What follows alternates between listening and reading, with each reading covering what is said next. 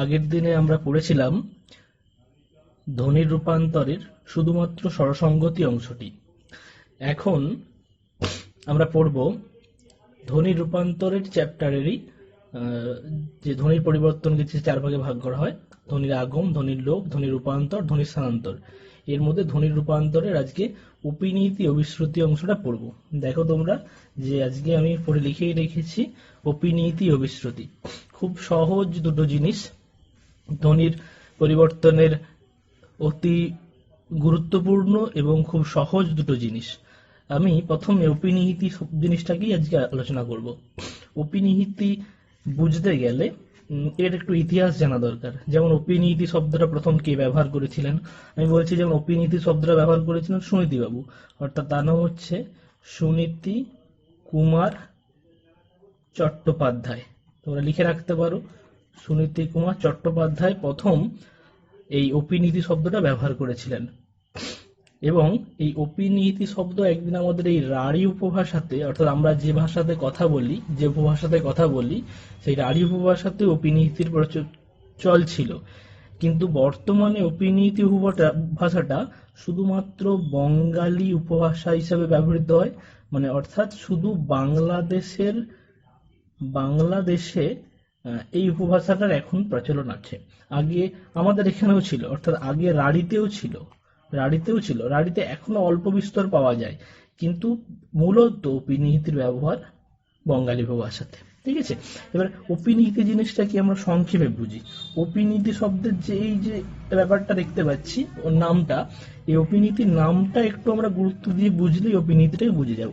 যেমন অপি শব্দের অর্থ আগে, মনে থাকবে অপি শব্দের অর্থ কি? আগে।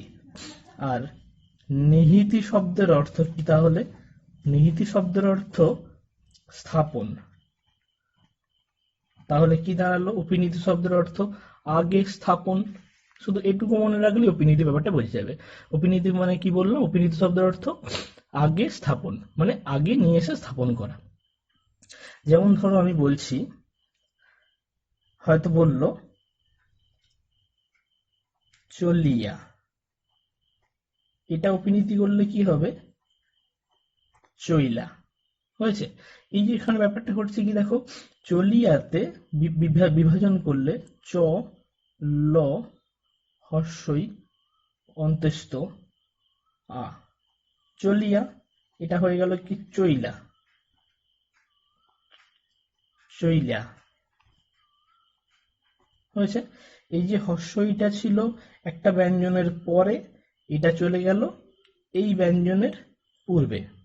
অর্থাৎ অপিনীতি হচ্ছে হর্ষই আর হর্ষৌ, অপিনীতি হচ্ছে হর্ষ আর হর্ষৌ, শব্দের মধ্যে যেখানে হওয়ার কথা সেখানে না বসে তার ঠিক পূর্বে ব্যবহৃত হয়। বোঝা গেছে? যেমন চলিয়া শব্দের ক্ষেত্রে কি ছিল? লয়ের পরে হর্ষই ছিল, এক্ষেত্রে কি হয়ে গেল? চইলার ক্ষেত্রে লয়ের পূর্বে চলে এলো, অর্থাৎ যেখানে হবার কথা তার ঠিক পূর্বে ব্যবহৃত হয়। সংজ্ঞা হিসেবে আমরা এটাকে তাহলে লিখতে পারি কিরকম, যে শব্দের মধ্যে ব্যঞ্জনের সঙ্গে যুক্ত হর্ষই বা হর্ষৌ উচ্চারণের সময় স্বস্থানে উচ্চারিত না হয়ে যে ব্যঞ্জনের সঙ্গে যুক্ত তার অব্যবহিত পূর্বে উচ্চারিত হলে ওই রীতিকে অপিনীতি বলে। আমি সংজ্ঞাটা লিখে দিচ্ছি। সংজ্ঞাটা কি হবে না, শব্দের মধ্যে ব্যঞ্জনের সঙ্গে যুক্ত হর্ষই বা হর্ষু উচ্চারণের সময়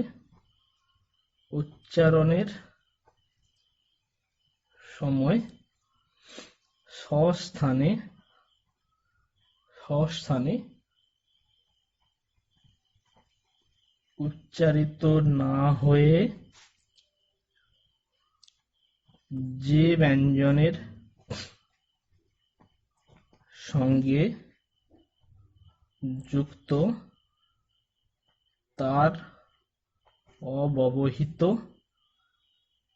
অব্যবহিত পূর্বে উচ্চারিত হলে ওই রীতিকে অপিনিহিতি বলে। একে ইংরেজিতে ইপিএনথিসিস বলা হয়। বানানটা কিরকম হবে? EPENTHESIS, ইপিএনথিসিস বলা হয়। তাহলে আমরা কি বলছি দেখো, সংজ্ঞা থেকে উদাহরণটা দেখে নিই। শব্দের মধ্যে ব্যঞ্জনের সঙ্গে যুক্ত, এই যে ব্যঞ্জনের সঙ্গে যুক্ত, ল ব্যঞ্জনের সঙ্গে যুক্ত হর্ষই উচ্চারণের সময় স্বস্থানে উচ্চারিত না হয়ে যে ব্যঞ্জনের সঙ্গে যুক্ত তার অব্যবহিত পূর্বে ব্যবহৃত হয়। তোমরা সংজ্ঞা থেকেই উদাহরণটা বুঝতে পেরে গেলে।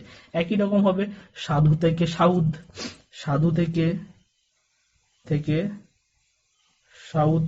এখানেও দেখো ধয়ের পরে হর্ষ ছিল, দীর্ঘ ছিল, সেই হর্ষটা, সরি এটা হর্ষ হবে, সাধুর সঙ্গে যে হর্ষটা যুক্ত ছিল সেটা ধয়ের পূর্বে ব্যবহৃত হয়ে গেছে, এই ব্যাপারটা। এবারে অপিনীতি কতগুলো বিষয়ের অপিনীতি হয় দেখো। একটা হর্ষের অপিনীতি হয়, একটা হর্ষের অপিনীতি হয়, একটা জফলার অপিনীতি হয়, আচ্ছা তারপরে কর্মধ্বস্বর অপিনীতি হয়, আর বর্গের জৈনীয় অপিনীতি হয়। এতগুলো বিষয়ের মোটামুটি অপিনীতি হয়। কি কি বললাম? হর্ষ, জফলা, কর্মধ্বস্ব, বর্গের জয়ের অপিনীতি হয়। একটা করে উদাহরণ দেখে নিই। যেমন আমি বলতে পারি চারি থেকে চাইর, এটা হর্ষের অপিনীতি, হর্ষই দেখতেই পাচ্ছি আর আমি ব্যাখ্যা করছি না। চারি থেকে চাইর তাহলে হর্ষের অপিনীতি। হর্ষের অপিনীতিতে কি হবে? হর্ষের অপিনীতিতে হবে যেমন মাছুয়া থেকে মাউছুয়া, অতি পরিচিত তোদের কাছে একটা উদাহরণ। মাছুয়া থেকে মাউছুয়া। আরো হতে পারে যেমন পটুয়া থেকে পৌটুয়া, বাতুয়া থেকে বাউতুয়া। এখানেও দেখতে পাচ্ছি কি হয়েছে, ছয়ের পরে যে হর্ষটা ছিল ছয়ের পূর্বে হর্ষটা যুক্ত হয়ে গেছে, অর্থাৎ যেখানে উচ্চারিত হওয়ার কথা সেখানে না হয়ে তার ঠিক পূর্বে ব্যবহৃত হচ্ছে। জফলার অপিনীতি একটা দেখে নিই। যেমন কাব্য থেকে কাব্য, কাব্য থেকে কি হবে এটা না কাব্য, কাব্য থেকে কাব্য। বাক্য থেকে বাক্য হবে, বাক্য থেকে ঠিক সেইভাবে বাক্য হবে। আরো হতে পারে যেমন পথ্য থেকে পৈথ্য, গদ্য থেকে গদ্য, এরকম হবে। এবার কয়মূর্ধন্য অপিনীতি দেখি। কয়মূর্ধন্য অপিনীতি কিরকম না, কয়মূর্ধন্য থাকবে এরকম অপিনীতি। লক্ষ্য থেকে লক্ষ্য, লক্ষ্য থেকে লক্ষ্য, এটা আমরা দেখতে পাচ্ছি কয়মূর্ধন্য অপিনীতি। এবার বর্গের জৈনীয় অপিনীতি একটা দেখি। যেমন যোগ্য থেকে যজ্ঞ ইত্যাদি। তাহলে অপিনীতি বিষয়টা আমরা মোটামুটি পরিষ্কার করলাম। অপিনীতি শব্দের আমি প্রথম বলেছিলাম যে অপিনীতি শব্দের অর্থটা বুঝলে অপিনীতি শেখা হয়ে যাবে। অপিনীতিতে কি থাকবে যে অপি শব্দের অর্থ আগে, নীতি শব্দের অর্থ স্থাপন। তাহলে অপিনীতির হর্ষই বা হর্ষকে আগে স্থাপন করাকেই অপিনীতি বলে। আমরা অপিনীতিতে কি কি শিখেছি? অপিনীতির মধ্যে হর্ষইকার বা হর্ষৌকার যে স্থানে হওয়ার কথা সেটা সেইখানে না হয়ে তার যথা উচ্চারিত আগে অপিনীতি বলে। অপিনীতি কতগুলো বিষয়ের হয় দেখো, হর্ষের অপিনীতি হয়, হর্ষের অপিনীতি হয়, জফলার অপিনীতি হয়, কর্মধ্বস্বর অপিনীতি হয়, বর্গের জয়ের অপিনীতি হয়, এবং সেইগুলো এক এক করে আমরা উদাহরণ দিয়ে দেখলাম। ঠিক আছে, তাহলে অপিনীতিটা আমরা মোটামুটি বুঝতে পারলাম। এবং আমি প্রথমেই বলে দিয়েছি যে অপিনীতির প্রচলন সমগ্র এখন বাংলাদেশে। ঠিক আছে, এবার আমরা অভিশ্রুতি বিষয়টা নিয়ে একটু আলোচনা করব। অপিনীতি নিয়ে যদি তোমাদের কোনো রূপ সমস্যা থাকে তোমরা আমাকে কমেন্ট করবে ইনবক্সে, আমি তাহলে উত্তর দেওয়ার চেষ্টা করব। এবং এখন আমরা দেখব কি অভিশ্রুতি। অভিশ্রুতি অতি একটা সহজ জিনিস। অভিশ্রুতি অপিনীতিরই পরবর্তী পর্যায়। অভিশ্রুতি কিন্তু আমাদের রাঢ়ী উপভাষাতে সব থেকে বেশি প্রচলিত দেখা যায়। অর্থাৎ আমাদের এখন পশ্চিম বাংলার মধ্যে কলকাতা মানে ভগীরথ তীরবর্তী অঞ্চলে রাঢ়ী উপভাষাতে, অর্থাৎ আমরা যে উপভাষাতে কথা বলি, মানে আমরা মেদিনীপুরের কিছু মানুষ, আহ, কিংবা পাঁশকুড়া কিংবা পূর্ব মেদিনীপুর, হুগলি, এই অঞ্চলের মানুষ রাঢ়ী উপভাষাতে কথা বলে, সেই উপভাষাতে অভিশ্রুতির প্রচলন দেখা যায়। কিরকম অভিশ্রুতি? না, বললাম অপিনিধির পরবর্তী পর্যায়ই হচ্ছে অভিশ্রুতি। যেমন দেখো লিখছি, রাখিয়া থেকে কি হবে? রাইখা থেকে রেখে। দেখো খুব ভালো করে, রাখিয়া থেকে রাইখা, এটা এতদূর পর্যন্ত কি ছিল? অপিনিহিতি ছিল এতদূর পর্যন্ত, কিন্তু এই স্তরটাতে এসে অভিশ্রুতি হয়ে গেল। এবার কেউ আমাকে বলতেই পারো যে আরে এইখান পর্যন্ত অপিনিহিতি ছিল, এই ব্যাপারটা কি করে হলো, ঠিক বোঝা তো গেল না। দেখো আমরা এটুকু সহজে বুঝে নিই যে অপিনিহিতির পরবর্তী পর্যায়ে হচ্ছে অভিশ্রুতি। ঠিক আছে, অভিশ্রুতিতে কি হয় না, অপিনিহিতিজাত শব্দগুলো সন্ধিবদ্ধ হয়ে একটা সঙ্গত রূপ ধারণ করে। এবারে মূল ফান্ডাটা হচ্ছে যে এই যে রেখে শব্দটা এসে গেল, রেখাটা কিভাবে হলো? না কিছুই নয়, একদম সহজ। আমি একদম রাখিয়া শব্দের মধ্য থেকেই একটু বুঝে নিই। দেখো, রাখিয়া শব্দের মধ্যে, আচ্ছা রাইখা শব্দের মধ্যে দেখে দেখি। দেখো রাইখা শব্দের মধ্যে যে অপিনিহিতির যে হর্ষইকার আছে, রাইখা আগে লিখি এখানে, রাইখা, রাইখা শব্দের মধ্যে যে অপিনিহিতিজাত হর্ষই আছে, অপিনিহিতিজাত এটা হর্ষই, অপিনিহিতিজাত হর্ষই দেখো পরবর্তী স্বর, পূর্ববর্তী স্বর কি আছে? আ। তাহলে এই আ আর হর্ষই মিলে একারে পরিণত হয়। দেখো রেখের একার আছে এখানে, রেখের একার, এটাকে আমি সন্ধিবদ্ধ বিশ্লেষণ করলে কি হবে? র এ খ এ, তাই তো? তার মানে এই একটা এ আমরা পেয়ে গেলাম। কি করে পেলাম? না অপিনিহিতিজাত হর্ষই, তার পূর্ববর্তী আ, মানে আকার, আকার আর হর্ষইকার মিলে একার হয়। এবারে অপিনিহিতিজাত এই একার, সরি অভিশ্রুতিজাত এই একার, অভিশ্রুতি জনিত পূর্ববর্তী এ স্বরের প্রভাবে পরবর্তী আ স্বর, অর্থাৎ রাইখার সঙ্গে যে আবার আ আছে, এই আ আর এই এ উভয় মিলে আবার একারে পরিণত হয়, অর্থাৎ এই রাইখাটাই রেখাতে পরিণত হয়ে যাচ্ছে। আমি ব্যাপারটা আরেকটু পরিষ্কার করে বলি। অপিনিহিতির হর্ষই, তার পূর্ববর্তী স্বর আ, আর হর্ষই মিলে একারে পরিণত হয়, একদম পরিষ্কার।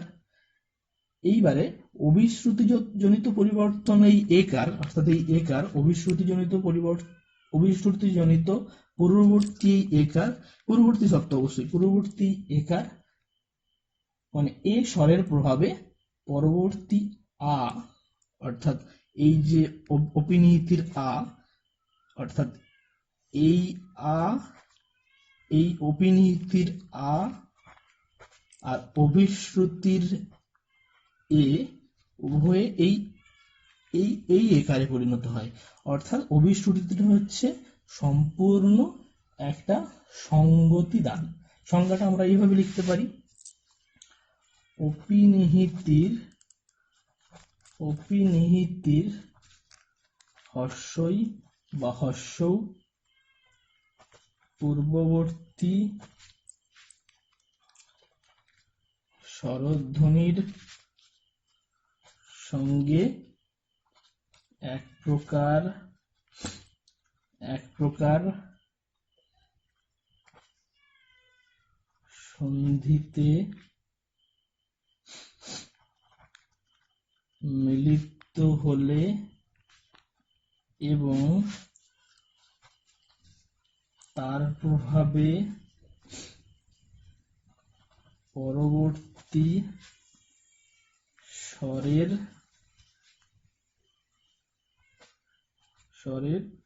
সঙ্গতি বা বিকৃতি ঘটলে তাকে বলে অভিশ্রুতি। ঠিক আছে, অভিশ্রুতির আরো কয়েকটা আমরা উদাহরণ তাহলে বুঝে নিই। যেমন আমরা বলতে পারি বাদিয়া থেকে বাইদা থেকে হয়ে গেছে দেখো বেদে। পারা যাবে।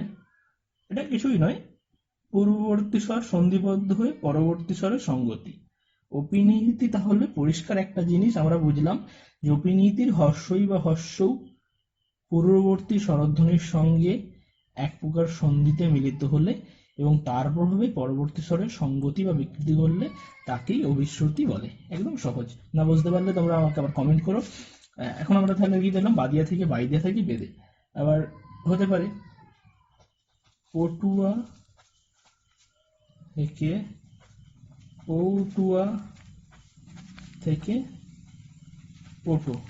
তাহলে আমাকে তোমরা এই দুটো করে দেখাও।